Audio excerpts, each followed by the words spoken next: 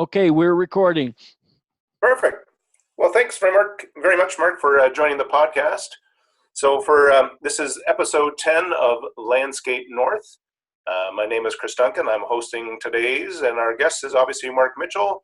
I don't know if you can see this or not. This is Mark's book called Building Materials Channel Marketing, which I've read probably about 3 or 4 times now, and a number of my Wausau Tile team have read it as well, so thank you very much. So before we get started with the questions, Mark, maybe you can just give us a quick 30-second to a minute overview of who you are and what you do.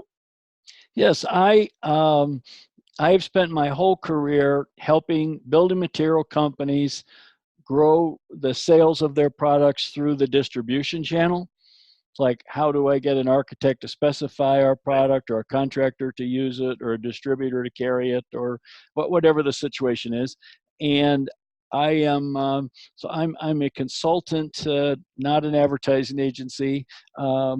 Which clients say, "Gee, we're stuck. Our sales are declining. They're plateaued. They aren't doing what we know they should be. Right. What are we missing?" And that's where I come in. And then I've written 2 books. I send out a weekly newsletter on my website. You can find over 450 articles that I've written. And I also have a podcast and a vlog, just Nice. like you. Yeah, but so thanks, Chris, for having me on. I'm really looking forward to this. Perfect. Well, we'll jump right into the questions then, Mark. So basically, this podcast is revolving around the landscape design architect industry, and contractors and obviously design builders are involved with that. So what changes do you see affecting building material companies reaching their audience? Well, a number of them, but I'm not sure. Well, the one that I think would have the biggest effect in landscape architecture is and products is building material companies. I don't think have caught up with how many of their customers are looking for them online. Okay. Yeah. In which I always like to take I guess call it the worst case scenario. Sure. So here is a new person working for a contracting firm, working for a landscape architect, and they've been given a task like, go find this, Sure, or figure this out. Yep.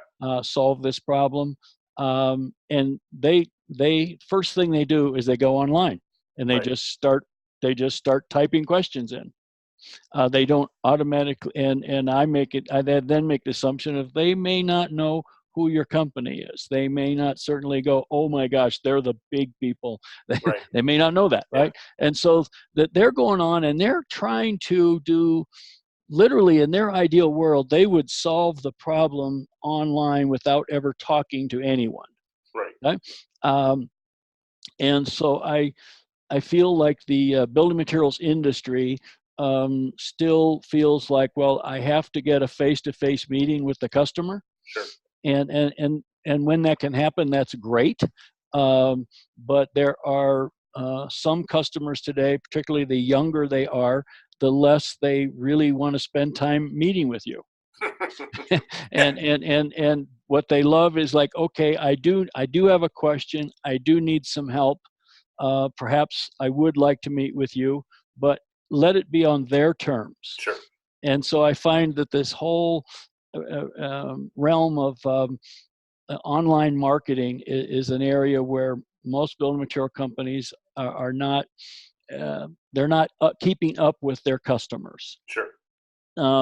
The second one that I'm not sure, I don't know that this affects, I'll call it the world of landscape, and that is this, because of companies like Katera and other companies, this growth of off-site construction.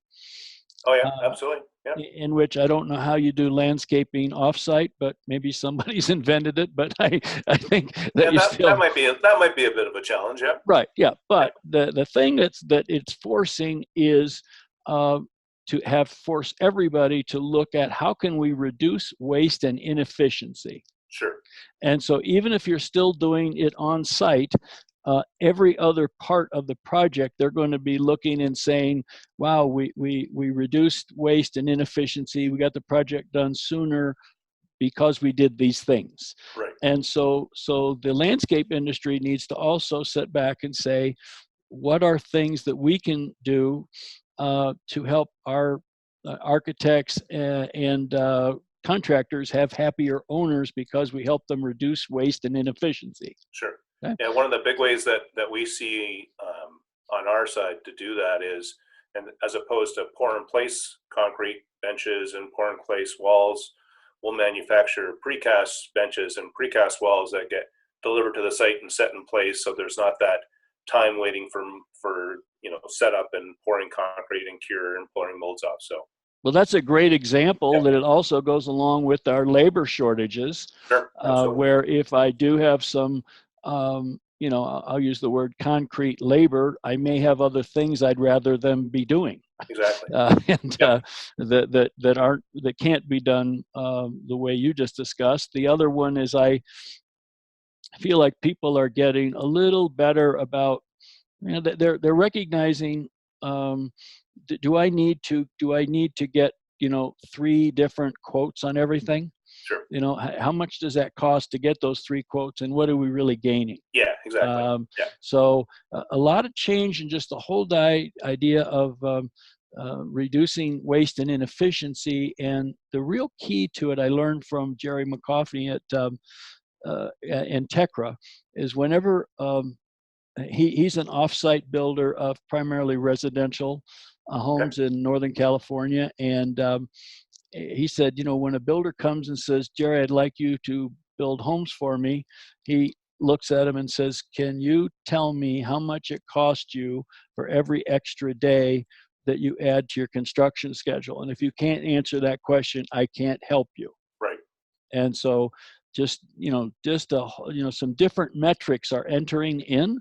Right. And so you could have a product that costs more, but actually saves the owner money. Right. Yeah, that makes sense. Yes. So where do you see the role of the traditional or, landscape architect or architects in general evolving in 2020? Well, I feel if it's the, I guess I'm going to say a landscape architect is different than a building architect. Sure. Okay. So what I'm finding with the building architect is they are so understaffed and overworked that they have to get the job done. They've got to be productive, and so many times they are cutting and pasting specs. Absolutely. That sometimes is okay, sometimes it's not okay. And so it falls on the manufacturer, hopefully, to look over their shoulder and say, hey, I see this spec here, that won't work for this building. Sure. And because they cannot be experts in all of the hundreds of systems and thousands of products that go in a building. Right. The other thing that I'm finding is that, was in the past, the architect was kind of God. So the architect designs this, everybody goes, okay, great, you're amazing, now let's go build that. Well, so now the general contractor, the first maybe plans come in and they're over budget. Right. And so now, rather than sending it back to the architect, the contractor gets involved with this wonderful term called value engineering. And they start to find ways to save money. And some of them maybe are good ideas, and some of them maybe are not good ideas. And so the other big change I'm seeing right now is the owner is getting more involved. Absolutely. And where the owner used to say, I don't know anything about buildings, now they're saying, I can't afford to not know about buildings. Right, because they're going to have to maintain it after the architect's done anyway. Right. And so, if they own 10 hotels, they have some real preferences about, they know this kind of door works, this doesn't, this, whatever the issue is, they have some strong preferences, and they're now at the table. And so if the owner wants something, the owner's going to get it. I mean, Right. they're the, they have the ultimate amount of power. Right. Now, I look at the landscape architect as the general contractor does not tend to have landscape architect skills or Sure. on staff the way they Yep. might have an architect. Um, and so there's always going to be this need for or at least as far as I can see, the landscape architect. And there's a growing, it just continues to grow, whether it's the municipality that will say to a developer, okay, that's fine, the building looks good, but now we want to know what you're going to Yep. do for green space. What are you going to Sure. do? And they're even saying, wow, if this is going to be a multifamily project, it needs to be something that the occupants will enjoy. Sure. And so I think that to me, it looks like a great future for landscape architects. Yeah, I agree. And so just maybe your advice from a building materials standpoint for landscape architects based on the fact that you can see their market growing, how would you recommend to a landscape architect on how they could grow their business? Well, I think that they don't do as good a job of promoting themselves Sure. as let's say a building architects do. Yep. I see building architects making great use of social media, Yep. and I see architects making sure that everybody knows we were chosen to design this project. Sure. Here's the approved designs. Here it is under construction. Here it's done, and here's the happy owner. Right. And I do not see the landscape architects, I'll call it, playing in the mainstream that way. Yep. I think that it's like almost it's a poor choice of words, but it's almost like a clique. Okay, Yep. it's like landscape architects talk to other landscape architects, and then we only talk to architects or owners who can appreciate landscape architecture. And and I think if they would do a better job of sharing what they do, their success, advice, um, what makes a great landscape design, they will get the owners to start to appreciate landscape architecture more, and Right. also get to know their firm. Um, that's just my, from my outside in Yep. watching watching what I see going on. Yeah. I'm No, I certainly, agree. Yeah, I yeah, think it's been funny in conversations with landscape architects that I deal with. They always seem to grow their business when I ask them this question. They grow their business through referral and word of mouth only, and right. and so they're sort of dictated by, it's out of their control on where they get their referrals from. And if they did a better job of promoting themselves to the industry the same way that building architects do, they would probably find a lot of um, interesting opportunities. There's only one firm that I know of, and I'm sure there are many, that actually has a business development person on staff to go Yes. out and search for new business for their architectural landscape firm. And I think And if they did that more, they'd certainly, and use the social media and marketing, they'd increase their business tenfold. yeah, well, I think the key though in today's world is, I would first say that business development person should be somebody who is using the digital tools available to Absolutely. us today Yep. to make them better known, Yep. because they can reach thousands of people. And they should start a blog. They should write, not only, don't just talk about how great they are and projects Right. they did, but they should be sharing information. They should be commenting on good and bad landscape architecture. Yep. Um, No, I agree. I mean, it's, my son has a food and beverage branding agency, and on Okay. Instagram, he has over 7,000 followers, and he never shows his own work. Really? He only shows, let's say, every city that he goes to, he makes sure he has time to go to food and beverage stores, grocery stores, Sure. boutiques, Yeah. and he just whips out his iPhone, and he starts taking pictures of interesting packages. and Interesting. then he comments on them. Okay, and he views it as, you know, he's doing it for inspiration, and Yep. so he's never showing his own work, right? Only showing, like, well, look what's going on in beer packaging, look what's going on in milk or whatever it is, and Yep.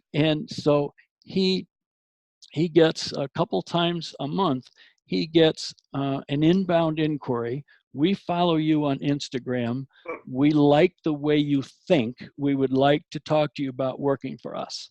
Wow. So imagine, Without even showing his own work. That's right. amazing. So imagine a landscape Yep. architect just showing, you know, well done landscape architecture, Yep. you know, and with a comment on why it is and so forth, right? You know, and Perfect. so that's the beauty of this stuff. Yep. And my guess also is just like, if they had a blog and they had some good SEO, they would get found by people looking for landscape architects, and Yep. just you know, anyway, like you said, I think their business would really grow fast if that's what they want. Correct. How do you see design build companies? I know they're getting, you know, I mean, I read from your book and from your blogs and from your emails that design build contractors are probably almost 50% of all new buildings are done by a design build contractor. Right. How do you see design build contractors working with landscape architects and landscape designers? Well, I think that the biggest thing is it's all about saving time and speed, Yep.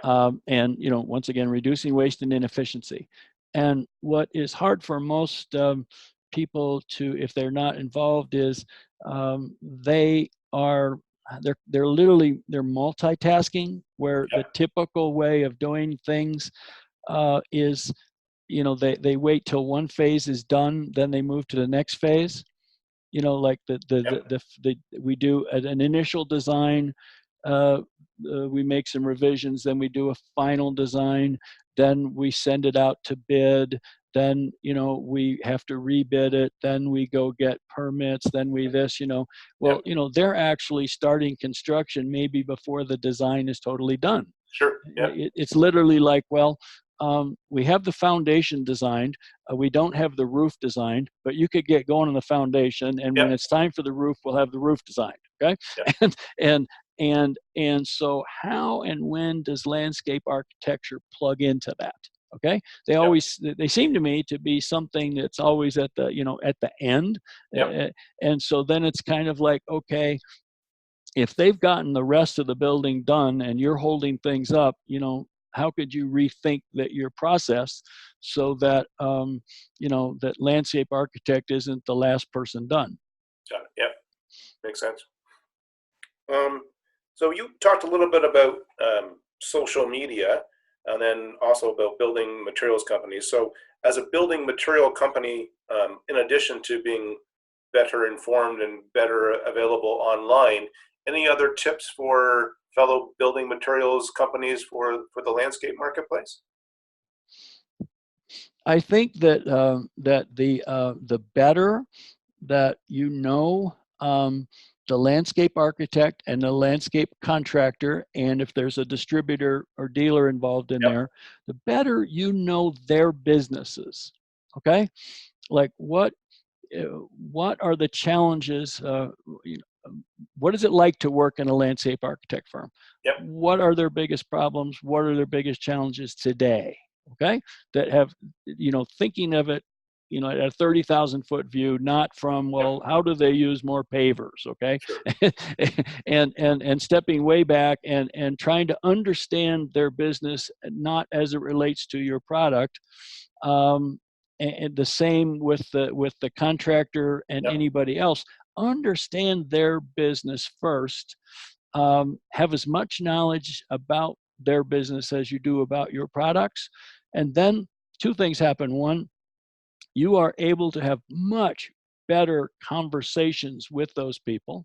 Sure. They're going to go, wait a minute, you get me. You're not here just to, you know, sell Yep. me some products. Yep. And so what salespeople always tell me that do that is like, Mark, I can't believe this. The customer opened up and told me things that I never would have expected they would have told me. right? Yep. The meetings all of a sudden they they go on. They Yep. they don't want the meeting to end. They can't wait for me to come back. Okay, Right. they really want to work with me. So maybe if my price is a little high or whatever the issue is, Yep. they'll kind of give me a little heads up. And so building material companies, the salespeople tend to be trained in how to be a good salesperson, Yep. and they're trained about their products. But what I find is they're not trained in is the business of their customers. Sure. Okay, that makes sense. So if someone wanted to get more input from you on how to grow their business, what's the best way for them to get a hold of you and get in contact with you, Mark? I know you're big on LinkedIn. I'm big on LinkedIn, and I love to connect with people on LinkedIn. That certainly is one way. Yep. Just look up Mark Mitchell, Whizard Strategy, and the other way is go to my send me an email, which is mark@seethewizard.com, Yep. and that's SEETHEWHIZARD.com. Perfect. And those are probably the two best ways. And if you sign up for my newsletter, which is free, or I also encourage you, if you go on my website, and there's a section called Insights, and there's a big search box. You could type any question you have in there, Okay. and chances are you'll find 5 or 6 articles that I've written about that subject. Okay. And that's all free. You can get a copy of this book too. Is a very good. Yes, right. You can go to Amazon and get Building I carry Material it with Channel me all Marketing. the time. Yeah, absolutely. Yep. Perfect. Is there anything else that you wanted to add to the conversation, Mark? I was just trying to think, the other challenge that this industry faces is that that we're just kind of like set in our ways. This is how you do this. And I'm finding the companies that are willing to step back and say, maybe there's a better way to do it. Sure. Okay. Are succeeding, where companies tend to just keep, like I call them, the same person with the same story. Sure. And that's how you sell it. The people take a fresh approach are outperforming people that are kind of set. The other one that I'm noticing is companies are focusing on using content and SEO and social to make more people aware of them, make it easy for those people to find them, and then they reach out to them through their website, and the companies are no longer in a hurry to send that lead off to the salesperson. Right. Internally, like an in-house sales team, they are qualifying the lead for the sales rep. Perhaps they're nurturing them along until it's time for the sales rep to get involved. Sure. And those companies are also having a lot of success. Great. Good advice. Perfect. Well, thanks very much, Mark. Again, this is episode 10 of Landscape North. If this will be uploaded onto YouTube and onto my LinkedIn channel, my LinkedIn profile. If you have suggestions or comments for myself or for Mark, please put them in the comment section. And we'll see everybody on episode number 11. Thanks, Mark. Thanks again, Chris. Have a great day. You too. Thanks very much. Bye now. Bye-bye.